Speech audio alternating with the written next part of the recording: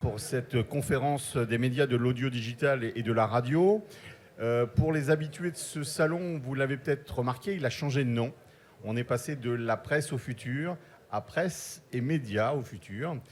Pourquoi ? Parce que depuis 20 ans maintenant, on pourrait dire, il y a une convergence qui s'opère entre la presse, le print, le digital, l'audio, la radio qui se renouvelle d'ailleurs beaucoup en podcast, la vidéo, les télévisions. Vous avez vu que Ouest France va se lancer en télévision à compter du 1er septembre. D'ailleurs, ils ont été récompensés lors des trophées d'innovation hier soir par rapport à cette innovation.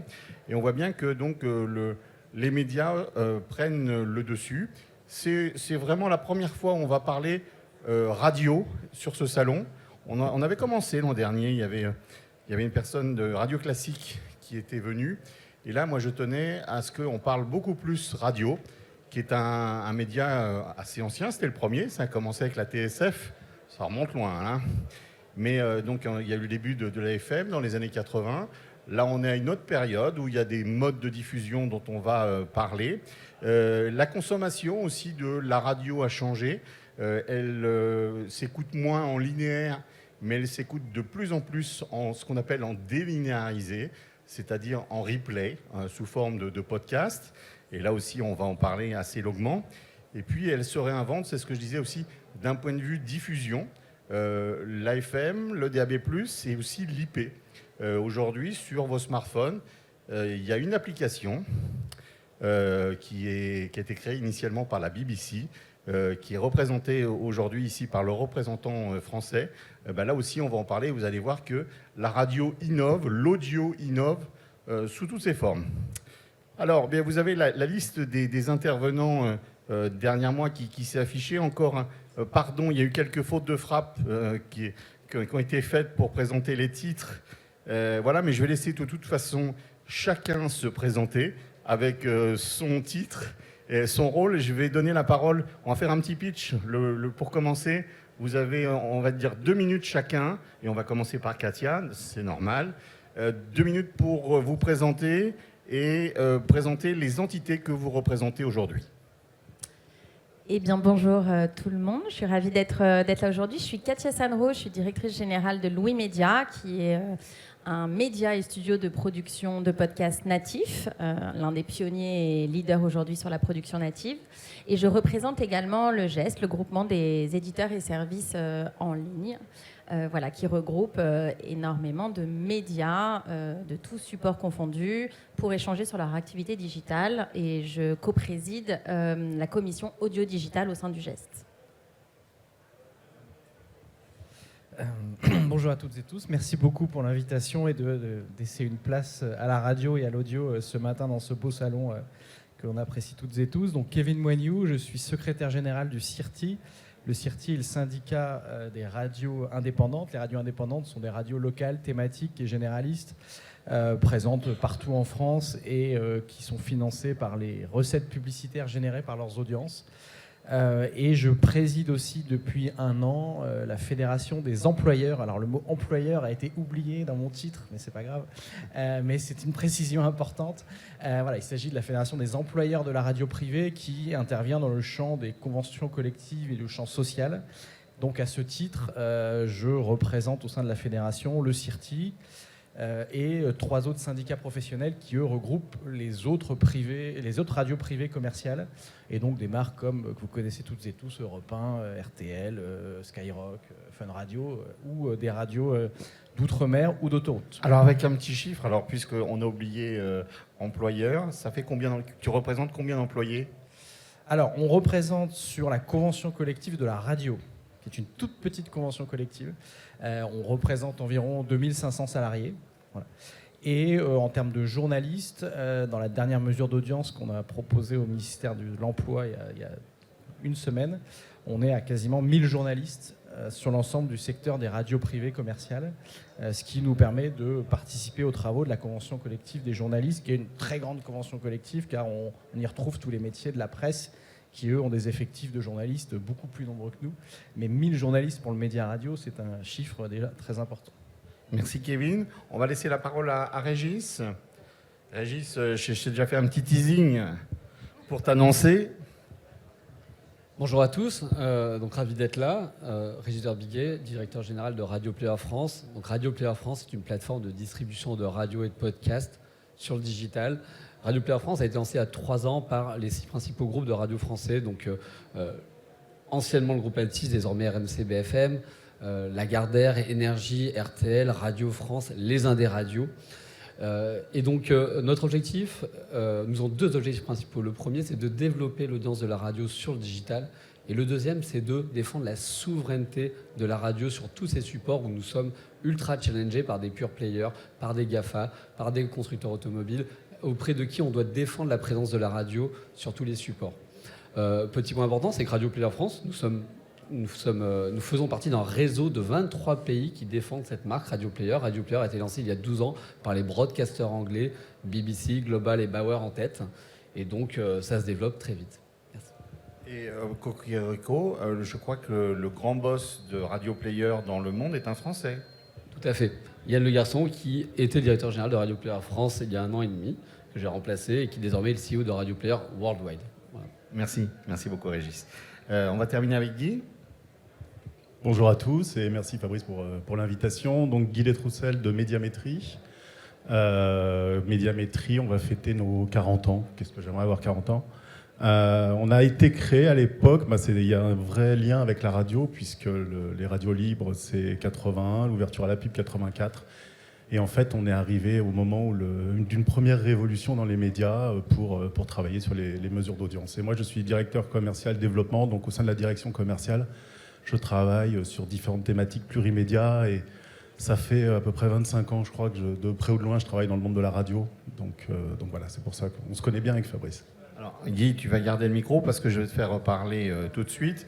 Moi, je vais me présenter rapidement. Fabrice Gauthier, je dirige la société que j'ai fondée il y a 20 ans qui s'appelle Broadcast Associés. On se qualifie d'architecte média.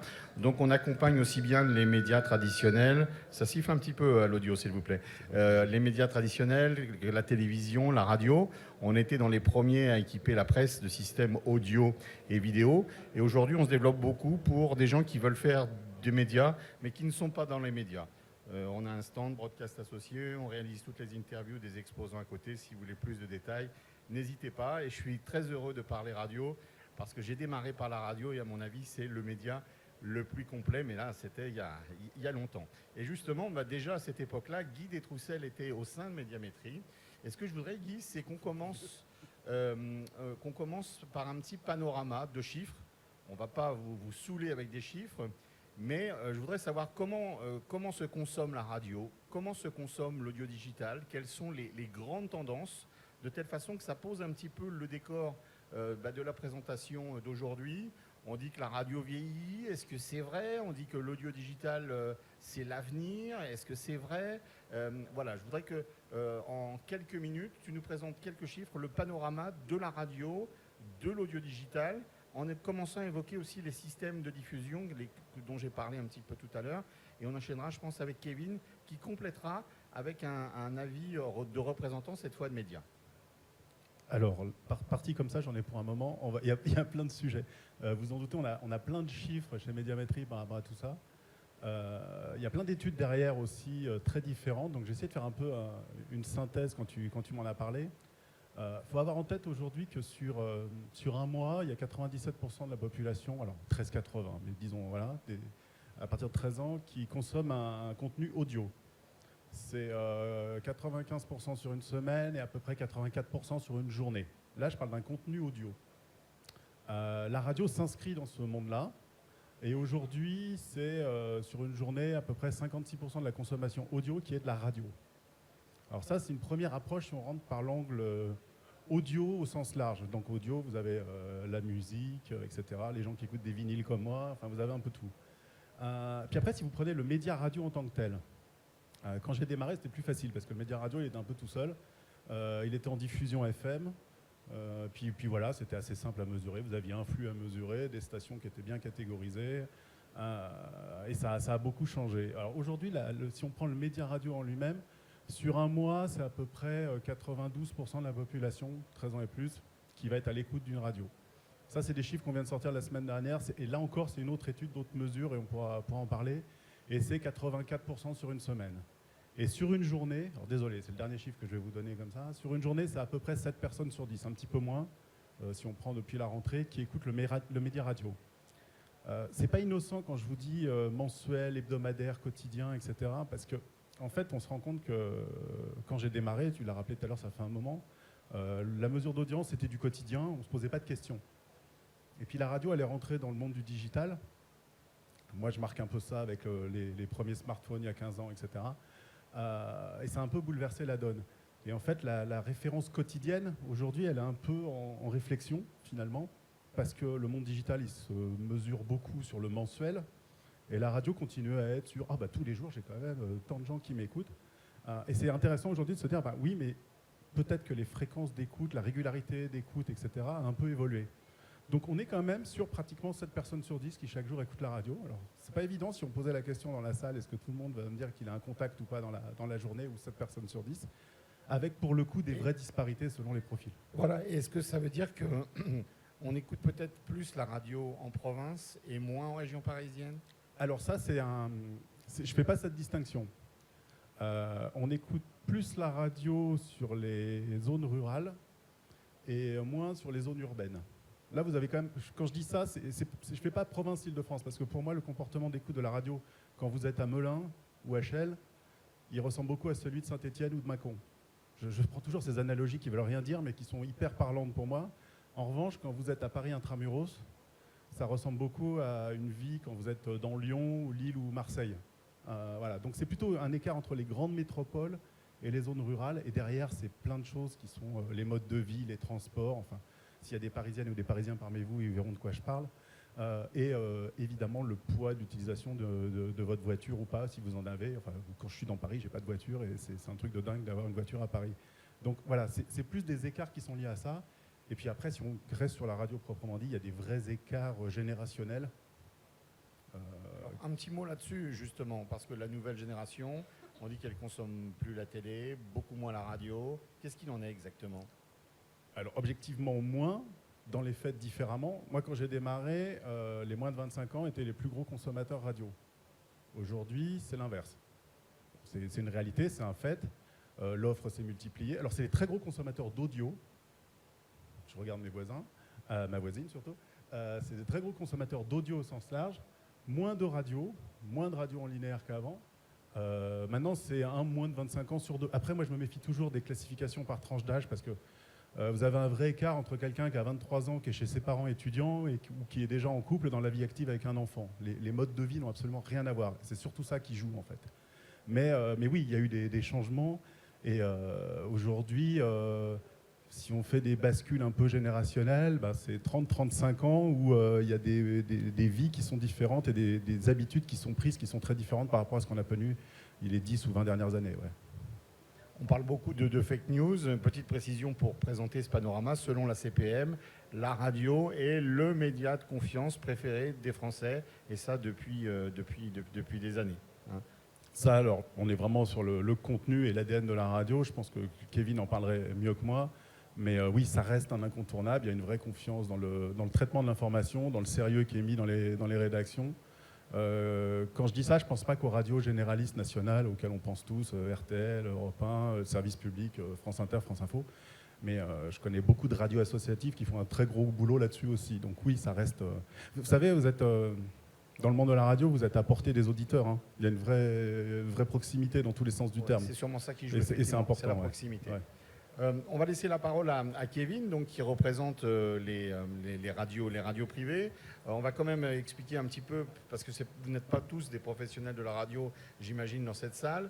Il y a deux grandes familles, on va dire, en France. Le service public, hein, France Inter, France Musique, France Culture, France Bleu, France Info, qui a des règles un petit peu à part. Kevin pourra en parler. Et il y a donc les radios privées, et notamment les radios privées commerciales, qui sont regroupées à travers un syndicat depuis déjà quelques années qui s'appelle le CIRTI. Alors, une partie des radios privées commerciales sont regroupées dans le CIRTI. C'est un des enjeux de notre paysage radio, c'est qu'on est très éparpillé en termes de représentation syndicale. Probablement un enjeu fort qui sera, je l'espère, peut-être résolu dans quelques semaines, voire quelques mois. Mais aujourd'hui, le CIRTI, effectivement, représente des radios privées, dites commerciales, même si le terme peut faire un petit peu vendeur de tapis.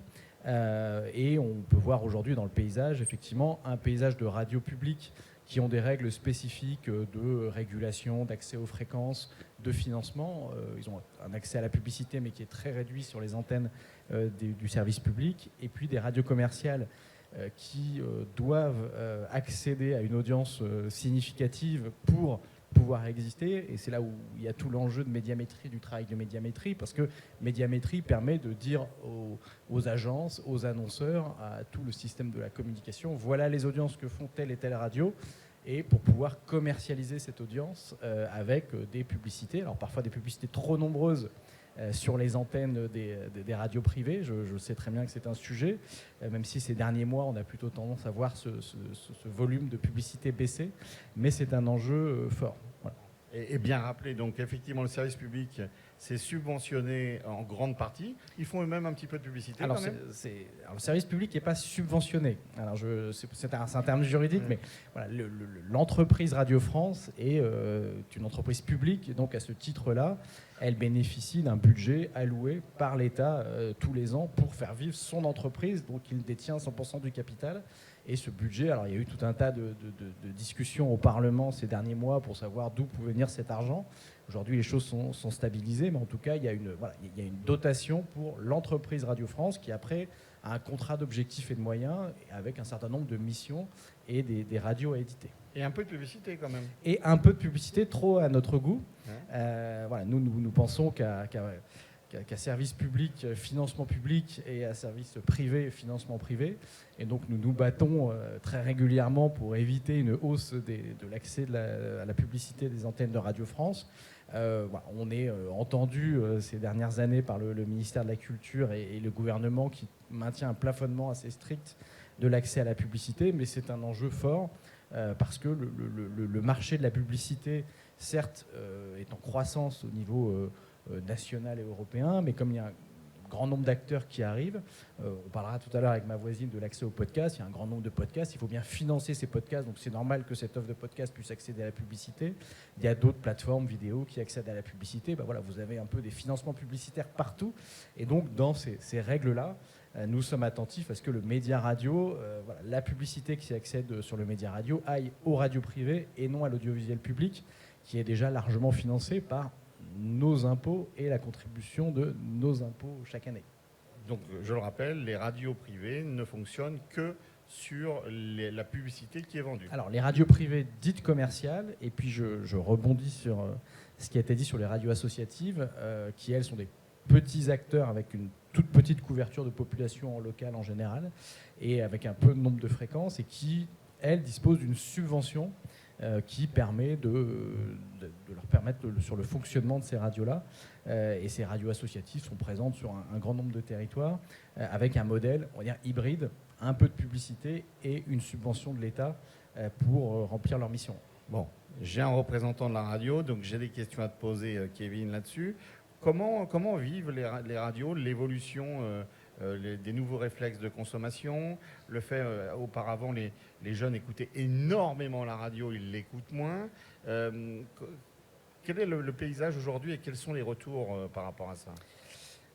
Ce qui est compliqué aujourd'hui pour le média radio, c'est qu'à chaque vague médiamétrie qui sort, alors je crois que c'est 4 fois par an, la grande vague, on a effectivement des articles de presse qui ont raison, qui regardent ces études médiamétrie et qui constatent que l'écoute quotidienne des Français de la radio est en baisse. Et ça peut nous chagriner parce qu'on a le sentiment parfois, alors ça peut être un peu de bashing radio, que les gens écoutent de moins en moins la radio, alors que ce qu'on constate lorsqu'on dézoome un petit peu, et ça a très bien été dit par Guy, c'est que finalement, ce qui est plutôt en baisse, c'est une écoute quotidienne du média radio, mais ça peut aussi s'expliquer par les habitudes des uns et des autres. Voilà, il y a eu depuis 3-4 ans le télétravail, donc ce qui fait que les gens des fois ne sortent pas chaque jour de leur domicile pour prendre un transport en commun ou une voiture. Ils ont accès via leur smartphone à une offre très très large et donc parfois ils ne font pas la différence, et même nous invitons à ne pas faire la différence entre une écoute linéaire ou ou une écoute délinéarisée, donc ils vont peut-être écouter leur émission préférée qui passe le jeudi à 15h, ils vont peut-être l'écouter le dimanche matin en podcast. Voilà. On a aujourd'hui une radio qui est adhérente au CIRTI comme Radio Nova, qui propose le dimanche l'émission la plus podcastée de France, l'émission de Guillaume Meurice. Est-ce que les gens l'écoutent en live le dimanche ? Probablement un petit peu, mais la plupart de l'écoute de ce programme se fait en podcast via des applications. Alors ça peut être sur l'application Radio Player, ça peut être sur Spotify, ça peut être sur d'autres applications. Donc on voit que les gens ont changé leur approche et leur façon d'écouter le média radio, et même sur des logiques vidéo. On a, nous, au CIRTI, une radio qui s'appelle Sud Radio, qui est une radio généraliste, donc qui fait du programme d'information, du contenu talk. Sur YouTube, cette radio a plus d'1 million d'abonnés. Et donc, des gens vont régulièrement, et alors j'ai une proche de moi qui est ma maman qui regarde Sud Radio sur YouTube, et chaque fois je lui dis mais écoute-les à la radio, ils seront contents, et puis si Médiamétrie t'appelle tu diras que tu écoutes Sud Radio, mais elle aime bien, elle prend son YouTube et puis elle va regarder les émissions. Est-ce que toute cette audience-là remonte, et ça c'est un vrai sujet je sais chez Médiamétrie, comment faire remonter cette audience-là de Sud Radio dans une étude Médiamétrie, c'est très compliqué, parce qu'au final ma maman regarde YouTube. Alors, voilà. pour être très transparent d'ailleurs, Kevin, Sud Radio, il y a quand même très peu de temps qu'ils sont sur une cible nationale. Et en FM, ils ont un score qui n'apparaît pas officiellement d'ailleurs, parce qu'ils sont en dessous de l'affichage. Alors qu'effectivement, sur le digital, on voit bien que c'est la nouvelle façon de consommer la radio. Voilà, c'est un usage, c'est une consommation. Tout comme, pour prendre un exemple encore familial, j'ai une petite fille qui a 14 ans qui va regarder des extraits d'émissions de radio via TikTok ou Instagram, où elle va voir l'extrait d'une émission qui va passer, un morning d'énergie, une émission de libre antenne sur Skyrock. Elle va voir cet extrait parce que c'est de la radio filmée. Et donc quand je lui parle de énergie, Skyrock, Nova ou Voltage ou Vibration pour parler de radio du CIRTI, elle connaît ces marques-là parce qu'elle a vu des extraits d'émissions avec le logo derrière, mais par contre elle ne les a pas écoutés en allumant son poste de radio. Et donc on voit qu'il y a une consommation de la production de ces médias produisent du contenu, mais ce contenu n'est plus consommé en linéaire à un instant T où on allume le poste de radio, pour aussi une simple raison, c'est qu'il y a de moins en moins de postes de radio au domicile et qu'on a un usage qui est le smartphone et ça n'est pas le fait aussi que des jeunes générations. Nous, au CIRTI, nous avons une activité institutionnelle. Nous rencontrons un grand nombre de parlementaires, de députés, de ministres, de conseillers. Voilà, les 3 derniers ministres de la Culture que nous avons rencontrés, lorsqu'on leur a demandé comment vous écoutez la radio, ils nous ont dit avec le smartphone. Voilà, c'était ministre de la Culture. Et voilà, ils accédaient à la radio. 6 millions d'auditeurs chaque jour. Voilà. Bon, donc la radio se réinvente autrement. Et d'ailleurs, un petit mot pour représenter le service public. Il faut savoir qu'une radio comme France Culture, qui a une audience au niveau national en FM assez faible, il faut dire les choses, elle explose sur le digital. Il y a des contenus qui revivent grâce au digital. Et c'est vrai que le groupe Radio France est très présent en délinéarisé. Voilà, je tenais à le préciser parce qu'ils ne sont pas présents autour de cette table. Et quand on parle de délinéarisé, on pense en priorité d'ailleurs à Radio France qui a un catalogue très très riche. Autre type de contenu délinéarisé, on a une spécialiste autour de cette table parce que Louis Média, c'est d'abord la création de contenu audio délinéarisé. Un petit mot là-dessus, ce qu'on appelle des podcasts natifs. Oui, alors je suis ravie de voir comment le discours évolue d'année en année parce que pour moi, particulièrement, ça n'a plus de sens d'opposer la radio et le podcast. On fait de l'audio, en fait. Quand tu parles du média de la confiance, on voit dans certaines études que parfois même le podcast dépasse la radio en termes de confiance. Mais en fait, c'est un seul et même média. Mon grand-père, il fabriquait des postes de radio. Moi, je produis du podcast natif. Au final, ce sont des voix qui nous parlent directement dans notre oreille. Ce sont des voix incarnées. C'est la puissance de l'émotion qu'on retrouve en audio. C'est toutes ces caractéristiques-là, elles existent. Alors, est-ce qu'il y a des différences de points de contact? Bien sûr. L'intermédiation par les plateformes complexifie souvent cette connexion. Là où avant, il suffisait d'allumer son poste et de rester sur la même fréquence pour retrouver ses rendez-vous habituels. Est-ce qu'on a parfois une écriture éditoriale qui peut être différente? Oui. Est-ce qu'on peut avoir un rythme ou une production qui peut être différente? Oui. Mais en fait, j'ai envie de dire, il y a autant de styles de podcast qu'il y a de styles de radio. Chacun a sa propre ligne et sa propre identité, et ce qui en fait sa puissance. Peut-être que pourquoi le podcast natif s'est développé avec certains pure players comme Louis Média, Binge Audio, Nouvelles Écoutes à une époque, c'est qu'on avait une partie de la population qui en avait peut-être assez d'entendre à la radio souvent une seule et même voix qui s'adressait à tout le monde et qui avait envie d'aller un petit peu plus dans l'incarnation, qui se développait par ailleurs sur les réseaux sociaux, en écoutant des choses très incarnées, avec une multitude de voix qui s'adressent à une multitude de petites communautés. Pour moi, c'est ça la vraie différence. Et c'est aussi la même chose quand vous allumez TF1 versus regarder une série sur Netflix. Sur Netflix, vous allez choisir une série particulièrement. Sur TF1, vous allez laisser la marque média vous embarquer dans une proposition éditoriale. C'est ça finalement aujourd'hui, c'est l'évolution de l'usage. Alors pour revenir à Louis Média, effectivement à la base nous sommes un média natif, c'est-à-dire qu'on a vu cet usage se développer, on a vu des nouvelles formes de narration et de storytelling émerger grâce à ces applications directement embarquées dans le téléphone. Et il y a maintenant 7 ans que mes associés ont créé Louis Média, en développant notamment des podcasts très narratifs, c'est-à-dire avec justement une proposition de valeur qu'on ne retrouvait pas dans les radios traditionnelles ou peut-être un petit peu plus sur France Culture. Donc beaucoup de documentaires, beaucoup de programmes tels que Émotion, des programmes longs de 40 minutes qui prennent le temps et qui offrent finalement une proposition très différente de la radio qui peut être plus instantanée dans la proposition. Donc Louis Média aujourd'hui, c'est 80% de 18-35 ans. On est effectivement sur une cible beaucoup plus jeune. Alors nous, on touche davantage de femmes, ça dépend de chaque programme évidemment. On a des cibles très bien identifiées par programme. Et puis pour l'ensemble de la marque Louis Média, c'est plus d'1 million d'auditeurs et d'auditrices chaque mois sur des durées d'écoute très longues, de plus de 35 minutes à chaque session. Et c'est aussi beaucoup de collaboration avec d'autres médias. Nous, on se voit vraiment comme une marque, je dirais, avec un vrai savoir-faire sur l'écriture et la distribution podcast. On collabore avec beaucoup de médias. Juste en 2024, par exemple, on a fait des productions avec Libération, Le Média Vert, avec Disclose d'ailleurs. Hier, on a sorti le dernier podcast d'Ariane Lavrieux qui a fait l'objet d'une dépêche AFP. Et là, je trouve ça très intéressant parce qu'on est dans une complémentarité entre l'actu chaude et le podcast qui est très intéressante. La news a été annoncée par Disclose en simultané. On a lancé le podcast où la journaliste raconte en détail ce qui lui est arrivé. Donc on voit qu'il y a énormément de complémentarité entre tous les médias, presse et podcast, radio et podcast, audiovisuel et podcast, c'est sans fin. Donc c'est un territoire qui est très fertile, qui est propre à l'innovation. Donc ça, c'est tout notre univers média. Et aujourd'hui, alors nous, on est dans le classement ACPM, mais bientôt, on va pouvoir calculer tout ça ensemble. On fait partie aujourd'hui des 10 studios avec les plus grandes communautés, mais je dirais que nous, notre importance, c'est d'avoir développé une valeur en tant que média et une proposition éditoriale singulière qui est reconnaissable. Et tout ce savoir-faire, on le met à disposition de nos partenaires, puisqu'on a aussi une activité de production et de formation.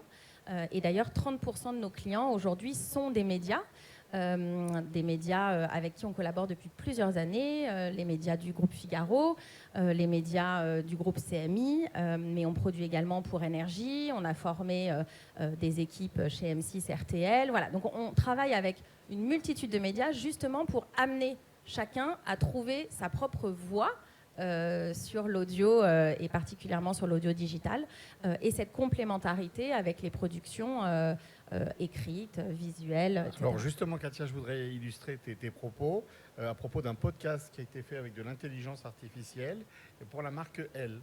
Un petit mot, un petit pitch de 15 secondes. Alors oui, on nous interroge beaucoup sur l'IA. Qu'est-ce qu'on fait de l'IA? Alors l'IA ne va pas solutionner les problèmes de tout le monde. Ça ne va pas tout changer du jour au lendemain. Néanmoins, ce sont des outils qui permettent effectivement de solutionner les problématiques. Et vous voyez, depuis un an, comme vous tous, j'imagine, on a été sollicité par des entreprises d'IA qui promettaient du jour au lendemain de traduire tous nos contenus en multilangue. Et nous, ça nous paraissait assez aberrant, puisque là où la confiance se crée entre l'émetteur et le récepteur dans l'audio, c'est avant tout sur cette transparence de la voix. On sait qui nous parle. Et donc, quand vous enregistrez, par exemple, une femme ou un homme qui vit dans la rue et que on vous fait entendre son témoignage dans un anglais irréprochable, comme s'il avait fait 10 ans d'études, ça n'a pas de sens, en fait, et ça dénature notre proposition de valeur. Donc, on a voulu se dire plutôt à quoi l'IA va nous être utile pour faire ce qu'on rêve de faire depuis des années et qu'on n'a jamais pu faire pour des questions de budget, d'outils, etc. Et donc, en partenariat avec le Elle, puisque c'est une coproduction, à l'occasion des 80 ans d'ailleurs du magazine Elle, début 2025, on lance un nouveau podcast qui est un podcast finalement d'éducation féministe. En tout cas, on veut adresser tous les sujets où les fake news aujourd'hui envahissent les contenus à destination des jeunes pour apporter un contenu journalistique vérifié, un contenu éthique, mais qu'on met à disposition de l'ensemble des femmes de la planète. Alors, ce sera en 10 langues, donc on ne couvre pas l'intégralité, mais presque. On va écouter juste un extrait, parce que on ne pourra pas tout écouter. Voilà, ça s'appelle « Faut que je te dise ». Faut que je te dise, exactement. On y va. Louis. Elle.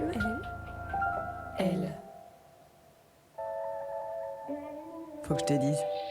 Faut que je te dise. Faut que je te dise. Vous avez déjà entendu dire que l'avortement pouvait vous rendre stérile? Que les filles étaient nulles en maths? Que le viol, c'était pas si grave? Ça vous a semblé bizarre? Vous avez raison. Dans Faut que je te dise, on se pose les petites et les grandes questions qui nous trottent dans la tête depuis que l'on est jeune fille. Et on y répond, simplement, mais vraiment.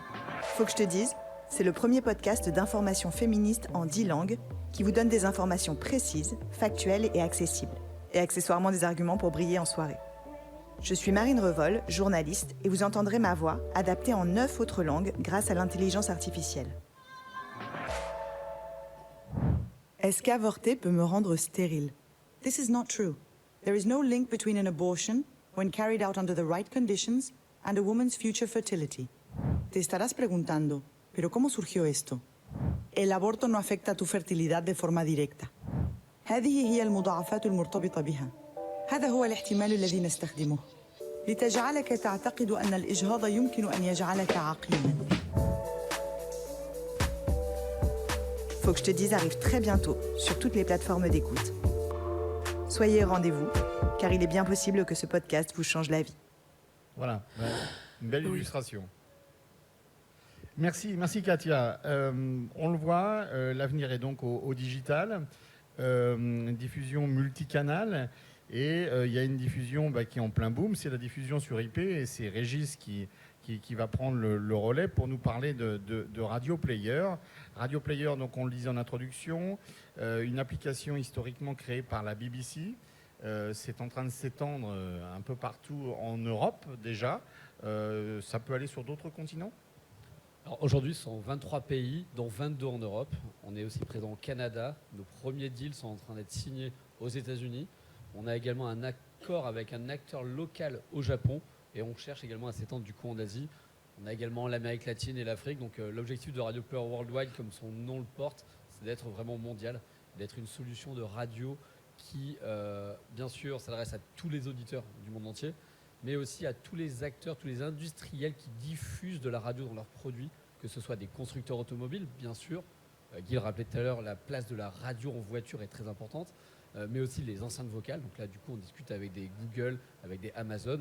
On vient de signer un accord avec Google pour être la solution de radio de Google Assistant dans les pays où Radio Player est présent. Les fabricants de télé, des Samsung, des LG, des Android TV. Donc notre objectif, c'est de discuter avec tous ces gens-là et de leur amener des solutions de radio clés en main pour que la radio soit toujours disponible à portée de main de l'auditeur, quel que soit l'appareil. L'exemple de Kevin sur YouTube était très intéressant. Finalement, la maman de Kevin, elle écoute Sud Radio sur son téléphone. Il faut qu'elle ait la solution la plus simple pour écouter la radio sur son téléphone. Si demain elle écoute sur sa télé qui est dans sa cuisine, il faut qu'elle le trouve là aussi sur sa télé. Donc c'est vraiment notre objectif, c'est d'amener la radio sur tous les points de contact du digital. Alors, à ce jour, sur Radio Player, la grande majorité des radios sont présentes, mais qu'est-ce qu'on trouve exactement en termes de contenu sur Radio Player et comment on est diffusé sur Radio Player? Alors, sur Radio Player, aujourd'hui, vous avez plus de 250 radios en France. On va parler de la France, on va exclure les autres marchés. Plus de 250 radios, leur web radio, ce qui nous fait près d'1 millier de web radios, et leur podcast. Et donc là, on est à plus de 800 000 épisodes de podcast. Pour être diffusé sur Radio Player, il faut tout simplement être une radio émettant en France. Ensuite, que votre radio soit de service public, commercial, associative. On vient de signer un accord avec les 2 principaux syndicats de radio associative, nationale, locale, généraliste, thématique. Toutes les radios sont bienvenues sur Radio Player. La porte est ouverte à toutes les radios.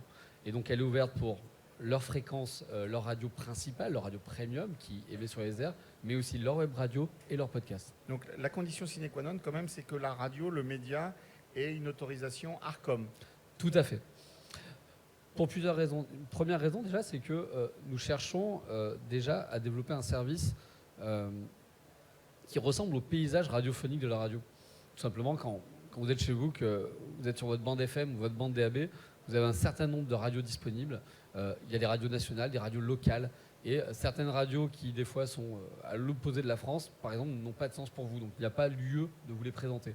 Donc, on essaie de donner, tout à l'heure, Guy prenait l'exemple de Saint-Étienne, prenons n'importe quelle ville de province, ou même à Paris d'ailleurs, enfin, Lyon, Bordeaux, quelle que soit la ville. Finalement, il y a des radios locales qui font sens et qui font complètement partie de votre écoute. La radio locale, aujourd'hui, tu pourrais nous le préciser, mais c'est peut-être 30% de l'audience ou un peu plus. Tu as des chiffres en tête? Ça dépend vraiment des régions pour le coup. Bon, ça dépend des régions, mais dans l'idée, c'est ça, c'est que le paysage radio de chaque Français, bien sûr, il a des radios nationales, mais les radios locales sont très fortes. Et nous, on cherche à amener aux auditeurs, finalement, le paysage radio qui est le plus proche de celui qu'il connaît déjà. Et alors, l'avantage de la diffusion par IP sur Radio Player, c'est qu'il n'y a plus de limite de zone. Je prends une radio Neptune, qui est une radio associative qui émet à Brest, qui a un programme de jazz absolument excellent. On peut l'écouter dans sa voiture partout en France, Bien sûr. Grâce à Radio Player.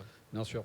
Parce que c'est ce qu'amène le digital. Bien sûr, on essaie d'être proche du paysage radio de chaque auditeur, là où il se trouve, ou dans sa ville, voilà. Mais derrière, cet auditeur, il est mobile. Et donc, tout simplement, il va pouvoir choisir une radio, la mettre dans ses favoris. Et si un jour, un auditeur de Brest doit se rendre à Paris et qu'il a envie de continuer à écouter sa radio, il va pouvoir le faire.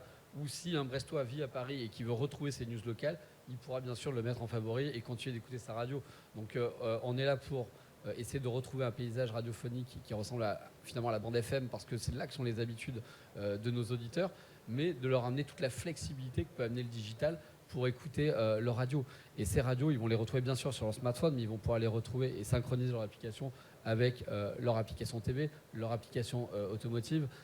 L'objectif, c'est de rendre l'usage et l'accès à la radio le plus simple possible.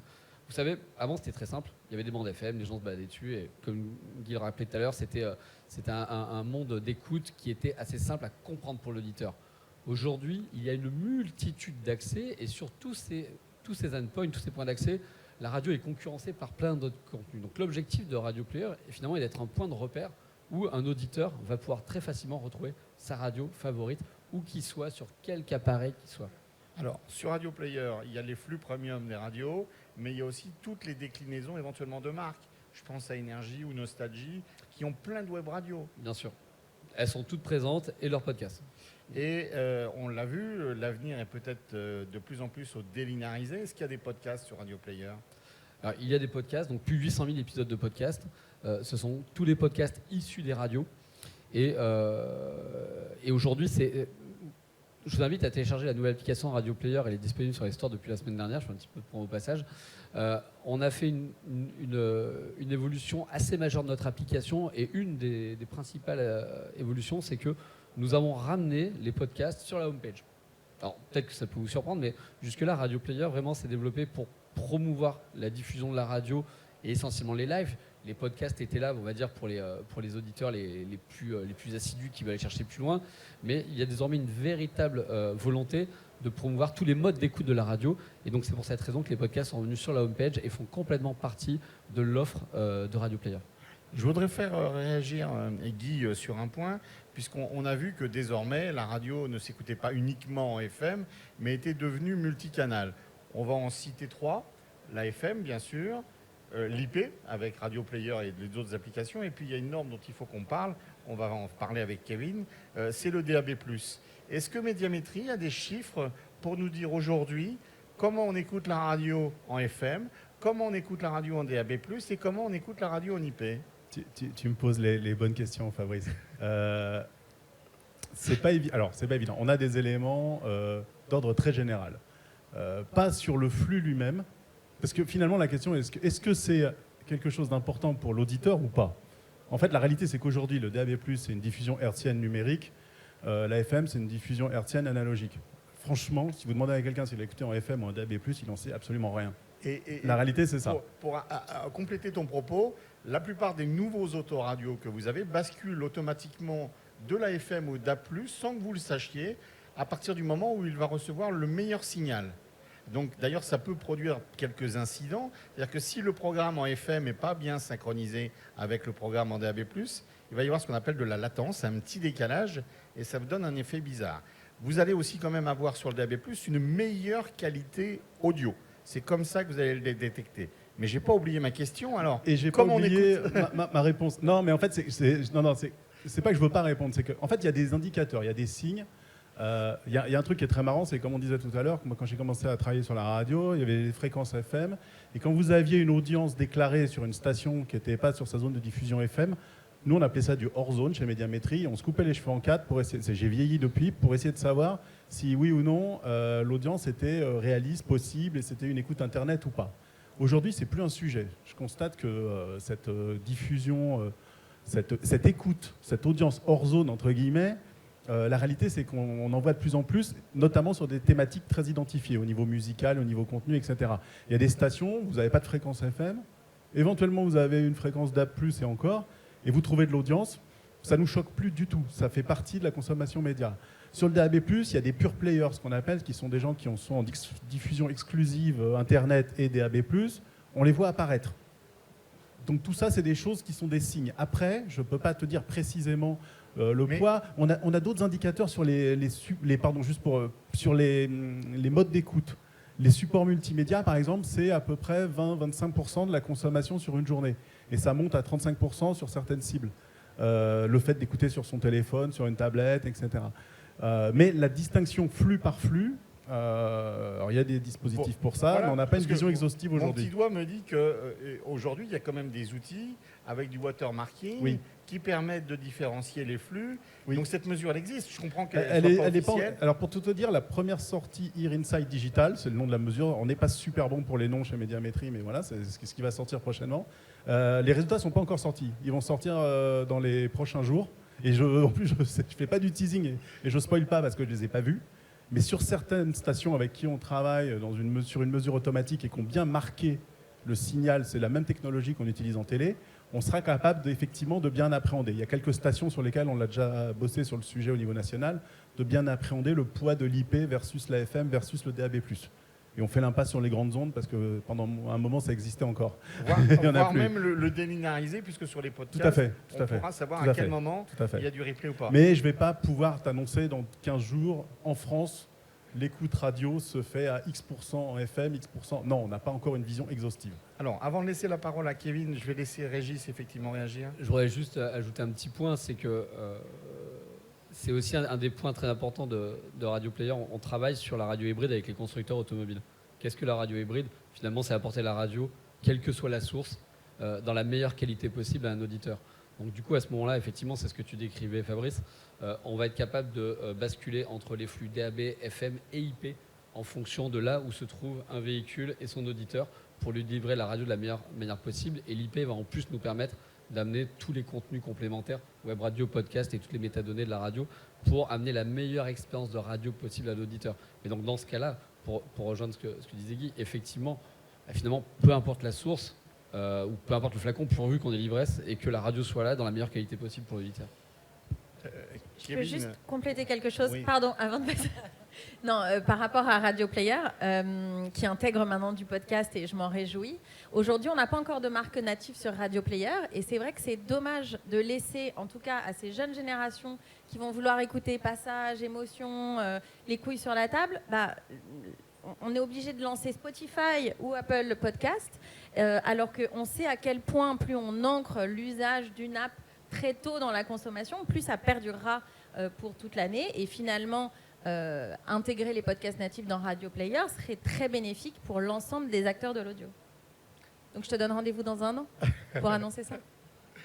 L'avenir le dira. Déjà, nous avons encore beaucoup de travail pour réunir toutes les radios en France. C'est vrai qu'il y a encore un long chemin, mais bien sûr, on réfléchit à comment enrichir Radio Player de la manière la plus pertinente possible pour nos auditeurs. Alors, s'agissant de la diffusion, Kevin, DAB+, Alors moi, je vais IP. réagir à ce qui a été dit avant. Non, alors, si tu me permets une toute petite réaction, parce que c'est vraiment intéressant ce sujet-là, de réunir les différents univers. Et on le voit, on a un sujet qui vaut sur Radio Player, mais c'est vrai que ça serait intéressant à terme d'avoir une application souveraine qui réunisse les radios et l'audio. Alors après, ça sera un choix des radios, parce qu'effectivement, c'est les radios qui ont beaucoup investi sur cet outil Radio Player.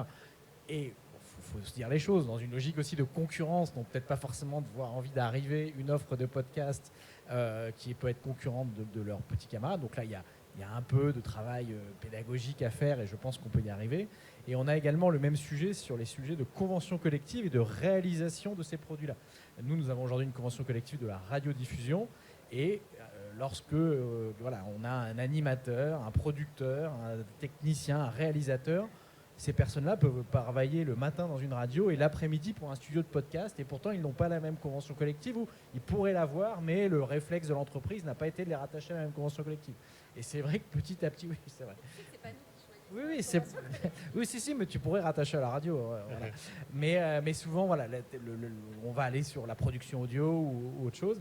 Et là, il y a aussi un enjeu, parce qu'effectivement, c'est des salariés qui ne comprennent pas pourquoi ils sont rattachés à une convention collective pour faire de la radio et à une autre pour faire de l'audio, alors qu'ils ont le sentiment, eux, de faire exactement le même métier, c'est-à-dire produire, réaliser, animer un programme, là où pour les journalistes, par exemple, il n'y a qu'une convention collective des journalistes, donc un journaliste qui va travailler le matin pour la presse écrite, l'après-midi en radio et le soir faire de la télévision, il a une même convention collective qui est la convention collective des journalistes.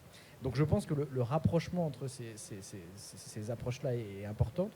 Sur la question de la diffusion, si je comprends bien, c'est un combat du CIRTI alors. Alors c'est pas un combat du CIRTI, on pense que ça va dans le sens de l'histoire et ça va dans le sens aussi de l'attractivité de nos métiers. On a un sujet aujourd'hui d'attractivité du média radio. Alors on l'a au niveau des auditeurs, mais on l'a aussi au niveau des salariés qui veulent travailler pour nous. Peut-être qu'il y a 20 ans, on avait un certain nombre de jeunes qui disaient « Moi, mon rêve, c'est de faire de la radio, de parler dans un micro, d'avoir mon émission de radio. » Ils commençaient peut-être une émission de radio sur des radios associatives, puis après, ils étaient débauchés pour travailler sur une radio locale. Après, ils travaillaient sur un décrochage local d'une radio nationale. Et puis, ils arrivaient au niveau national. Regardez un certain nombre d'animateurs aujourd'hui, vous prenez leur parcours, ils ont souvent commencé sur une radio associative, ils ont progressé comme ça. Aujourd'hui, on voit l'univers du podcast rentre. Ça va être une personne qui a créé un podcast et puis après qui va être identifiée par une radio et ainsi de suite. Donc on voit tout ça est mélangé. Donc on voit qu'il y a un travail à faire pour attirer à nouveau des gens et que les talents se disent pas tiens moi j'ai envie de proposer un contenu, je vais le proposer sur TikTok, je vais le proposer sur Instagram. Voilà, s'ils peuvent le proposer sur le podcast ou sur la radio, je pense qu'on aura collectivement gagné parce que si les contenus originaux et les talents viennent sur nos médias de l'audio et de la radio, ça sera un bénéfice pour notre univers plutôt que de les voir partir sur des plateformes américaines non régulées qui n'ont pas de partage de valeur ou d'autres enjeux de financement. Voilà. Bon, on va... Oui. Non, je complète, on est évidemment sur les mêmes sujets. Pour moi, il est indispensable aujourd'hui que les pouvoirs publics nous aident à travailler à ce décloisonnement qui est fait systématiquement entre les supports médias et notamment entre la radio et l'audio. Donc voilà, on parlait des conventions collectives, c'est un sujet. Il y a d'ailleurs un rapport du CSPLA, du Conseil supérieur de la propriété littéraire et artistique, qu'on attend le 9 décembre et qui, j'espère, fera vraiment des recommandations concrètes parce qu'aujourd'hui, on se fait un petit peu balader sur les problématiques juridiques. Le podcast, aujourd'hui, il faut savoir qu'il est rattaché nulle part, il n'est pas considéré comme un média et pourtant on emploie des journalistes et on utilise la convention collective des journalistes. On est très nombreux à être attachés à la convention collective audiovisuelle parce que ça s'est fait naturellement, on est organisé comme des entreprises de production audiovisuelle, mais néanmoins on a tout à gagner demain de fluidifier administrativement, juridiquement, toute cette production, parce qu'on est convaincu que le fenêtrage de diffusion, par exemple, aura à gagner sur de la double diffusion, pourquoi pas, radio, podcast, etc. Mais il est indispensable qu'aujourd'hui, on arrête de nous voir comme un petit sujet. Finalement, on regroupe le sujet de tant d'autres médias présents en ce moment au salon, qui est le décloisonnement des genres. La presse fait de l'audio, l'audiovisuel fait de l'écrit, etc., etc. Et c'est une refonte, à mon sens, beaucoup plus globale de l'encadrement du ministère de la Culture et de l'ensemble des aides qui sont aujourd'hui délimitées par des supports au lieu d'être finalement proactives et portées vers l'innovation. Le message est passé. Je veux laisser quelques minutes à Kevin vraiment sur la partie diffusion pour nous expliquer à l'Assemblée. Donc l'AFM, c'est une norme qui vieillit plutôt bien, qui a 50 ans, qui couvre aujourd'hui presque la totalité du territoire. L'IP, c'est la téléphonie. Globalement, quand on parle d'IP, c'est la téléphonie. On a 2 normes qui couvrent très bien tout le territoire français. Et depuis quelques années, on se développe en France autour d'une norme qui s'appelle le DAB+. Quel intérêt pour les radios de créer un autre réseau parallèle aux frais des radios d'ailleurs? Alors oui, aux frais des radios, ça je confirme. Alors l'intérêt, c'est la transition numérique du média radio. L'AFM est une norme analogique, donc c'est une norme qui par exemple n'existe plus en télévision, où on a éteint la diffusion analogique pour basculer sur la TNT. Et le DAB+, avant s'appelait la RNT, donc la radio numérique terrestre, et c'est dans la loi, c'est exactement les mêmes dispositions, donc il y a RNT, TNT, sauf que la TNT s'est développée très vite, il y a 20 ans, dans une logique d'extinction de la diffusion analogique, parce que ces bandes de fréquences-là étaient très intéressantes pour les télécoms et donc ont été vendues ensuite aux opérateurs télécoms. Donc l'État a développé très rapidement le réseau TNT pour pouvoir récupérer les bandes de fréquences dans une logique de déploiement des télécoms. Et aujourd'hui, nos téléphones fonctionnent pour certains sur les anciennes bandes de diffusion de la télé. En radio, on a préservé la FM parce que la bande FM n'intéresse pas forcément d'autres acteurs, parce que notre paysage aussi est très diversifié. On a environ 1000 radios FM, alors qu'en télé, on avait 6 télévisions, et donc le paysage de départ n'est pas le même. Et on a basculé, on a développé un réseau de diffusion numérique qui a beaucoup d'avantages. Le premier, c'est de permettre un accès plus large à une offre de radio sur l'ensemble du territoire.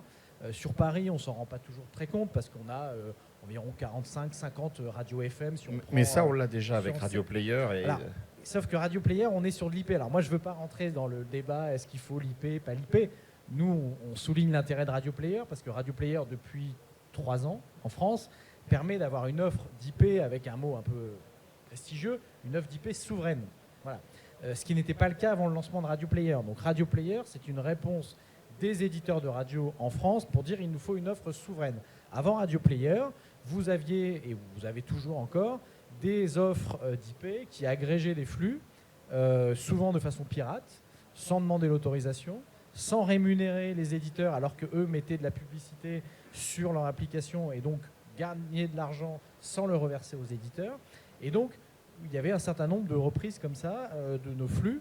Alors, on était parfois content de se retrouver sur les téléphones, mais Radio Player répond à cet enjeu. L'enjeu du DAB+, c'est le maintien de la diffusion hertzienne, donc gratuite, sans contrôle d'accès, via un poste de radio qui ne nécessite pas d'avoir un accès à l'IP, et vous avez un certain nombre de zones où vous n'avez pas de l'IP ou de l'IP qui ne fonctionne pas bien, et vous avez aussi dans ce pays un certain nombre de gens qui n'ont pas encore des forfaits illimités téléphone, qui ont des tout petits forfaits, donc qui ne peuvent pas se permettre d'écouter la radio ou de regarder la télévision en IP. Et donc cet enjeu, c'est un enjeu de souveraineté, de déploiement d'une nouvelle offre, parce que certes, voilà, vous avez l'IP, mais l'auditeur radio, il a encore une habitude, voilà, que l'on constate, alors que Médiamétrie va peut-être être de moins en moins constaté, mais que l'on constate, c'est qu'il allume son poste de radio et qu'il regarde le paysage qui lui est proposé.